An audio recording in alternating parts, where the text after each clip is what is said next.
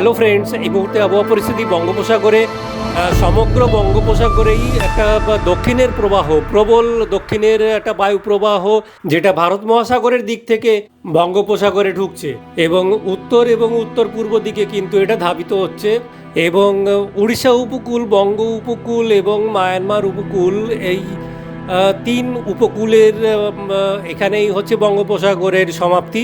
এবার এই তিন উপকূলের এই যে একটি কোণ, এই কোণে এসে এই প্রবাহটা, এই বায়ু প্রবাহ কিন্তু এখানে এসে ঘুরপাক খেতে শুরু করছে। আর এরই টানে ভারতের দক্ষিণের, অর্থাৎ দক্ষিণ ভারতের রাজ্যগুলিতে যে সমস্ত জলীয় বাষ্প ওখানে জমা হয়েছিল তা সবই বঙ্গ অভিমুখে ধাবিত হয়েছে। আর এর ফলে আজ এবং আগামীকাল উড়িষ্যা থেকে শুরু করে কলকাতা সহ সমগ্র দক্ষিণবঙ্গে কিন্তু যত্রতত্র বৃষ্টিপাতের সম্ভাবনা কিন্তু রয়েছে। তবে শনিবার রাত্রের মধ্যে কিন্তু অনেকটাই পরিষ্কার হয়ে যাওয়ার সম্ভাবনা রয়েছে। আবহাওয়া পর্যালোচনা তাহলে এই পর্যন্তই, ফিরে আসবো পরের আপডেট নিয়ে। সবাই ভালো থাকবেন।